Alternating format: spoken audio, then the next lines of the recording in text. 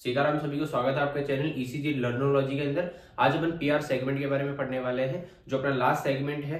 तो इस छोटा सा है, ये ज्यादा इंपॉर्टेंट नहीं होता, पर फिर भी अपन को उसको पढ़ना जरूरी है क्योंकि पेपर में ये क्वेश्चन आ सकता है। ठीक है, तो पीआर सेगमेंट क्या होता है देखिए।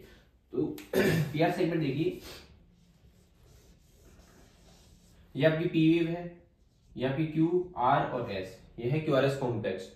तो मैंने जैसे बताया था कि सेगमेंट क्या होता है, दो वेव्स के बीच का इंटरवल या दो वेव्स के बीच का टाइम या ड्यूरेशन या लेंथ, उसको अपन क्या कहते हैं, सेगमेंट कहते हैं।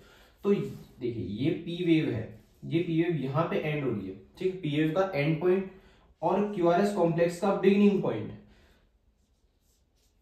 क्या बोला मैंने, पी वेव का एंड पॉइंट और क्यूआरएस कॉम्प्लेक्स का बिगिनिंग पॉइंट, इन दोनों के बीच का जो ये डिस्टेंस है, ये क्या कहलाता है, पीआर सेगमेंट कहलाता है। क्या कहलाता है, पीआर सेगमेंट कहलाता है। ठीक है, तो आपको ध्यान रखना है कि पीआर सेगमेंट कहां से मेजर करते हैं अपन, पी वेव की एंड से एंड क्यूआरएस कॉम्प्लेक्स के बिगिनिंग तक का जो टाइम है उसको अपन क्या कहते हैं, या डिस्टेंस है उसको अपन क्या कहते हैं, पीआर सेगमेंट कहते हैं। ठीक है, इसका ईसीजी में क्या रोल है अभी आगे अपन देखेंगे।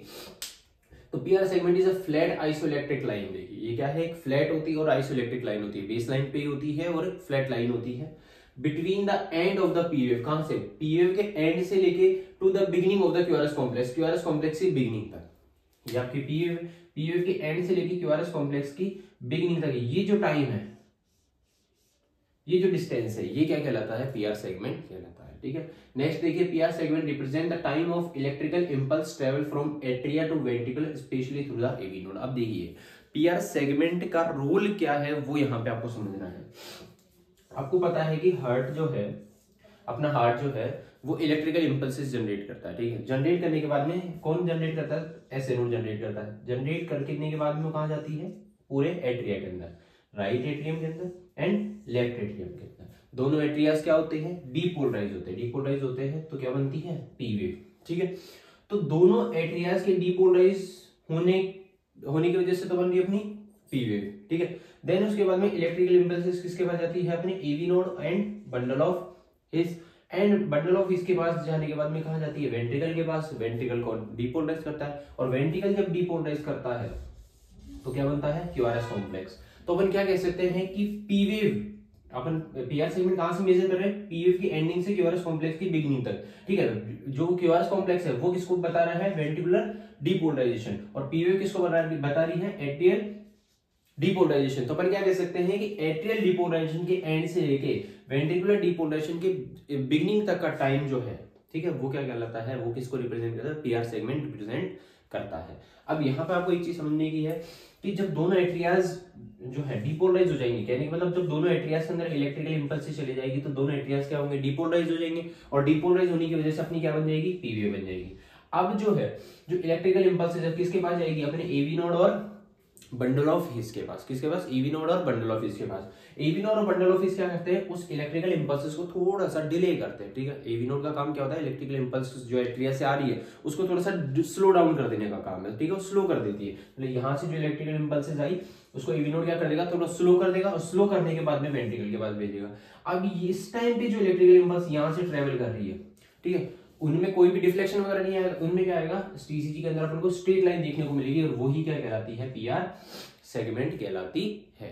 ठीक है, तो यहां पे आपको समझने की चीज है, पीआर सेगमेंट किसको रिप्रेजेंट करता है, कि जो इलेक्ट्रिकल इंपल्सेस है ट्रेवल फ्रॉम एट्रिया से वेंट्रिकल तक जो है इलेक्ट्रिकल इंपल्सेस ट्रेवल कर रही है, specially through the AV node. Specially कहां पे, एवी नोड के पास में।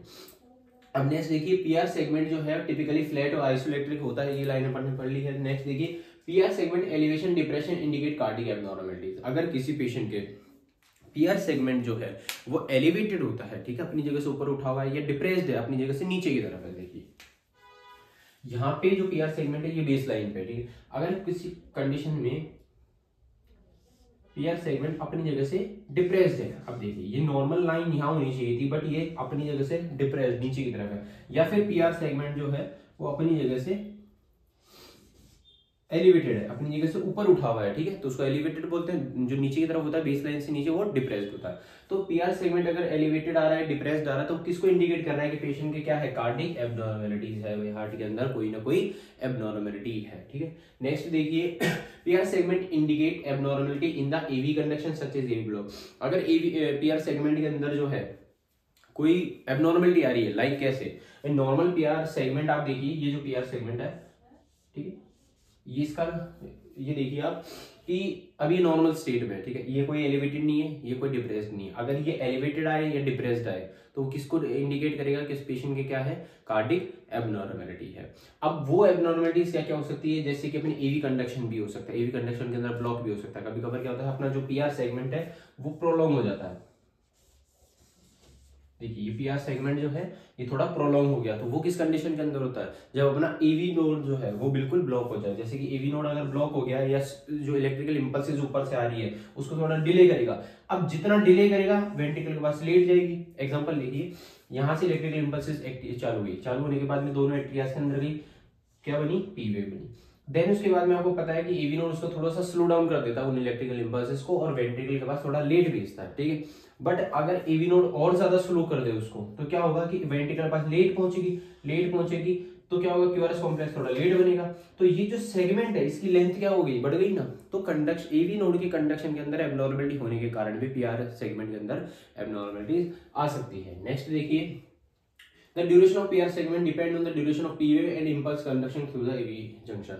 मतलब PR segment एक ऐसे कोई फिक्स जो है ड्यूरेशन नहीं होता, वो किस पे डिपेंड करता है, वो डिपेंड करता है अपने P wave पे, और वो डिपेंड करता है कि AV नोड उस इलेक्ट्रिकल इंपल्सेस को कितना जो है रोक रहा है, कितना स्लो डाउन कर रहा है, उसके ऊपर ये डिपेंड करता है, ठीक है। तो इसकी ज्यादा एबनॉर्मलिटीज नहीं होती, इसकी दो से तीन एबनॉर्मलिटीज ही होती है पीआर सेगमेंट की। मेनली अपन पेरिकार्डाइटिस जो एक डिजीज होती है उसके अंदर अपन पीआर सेगमेंट को देखते हैं, क्योंकि पेरिकार्डाइटिस के अंदर क्या होता है, पीआर सेगमेंट जो है एलिवेटेड हो जाता है और डिप्रेस्ड हो जाता है, दोनों सिचुएशन में जाती है। तो उसको इंडिकेट करने के लिए अपन क्या करते हैं, पीआर सेगमेंट देखते हैं। बाकी अदर और भी एक दो डिजीज होती है जिनके अंदर पीआर सेगमेंट देखते हैं, तो वो अपन एबनॉर्मलिटीज ऑफ पीआर सेगमेंट के अंदर उसके बारे में बात करेंगे। अभी नॉर्मल की बात करें तो पीआर सेगमेंट सिर्फ इतना सा है, आपको इतना ध्यान रखना है कि पीआर सेगमेंट क्या होता है, क्या उसकी लोकेशन होती है, कहाँ से उसको अपन मेजर करते हैं, ठीक है, और उसकी थोड़ी बहुत इंपॉर्टेंस। बाकी नेक्स्ट टॉपिक में अपन एबनॉर्मलिटीज के बारे में बात करेंगे। जो अपन ने नॉर्मल सारी चीजें पढ़ ली है उन सबकी एबनॉर्मल टॉपिक जो है वो सारे कवर करेंगे, और आई होप आपको समझ में आ रहा होगा। Thank you for watching, follow for more content.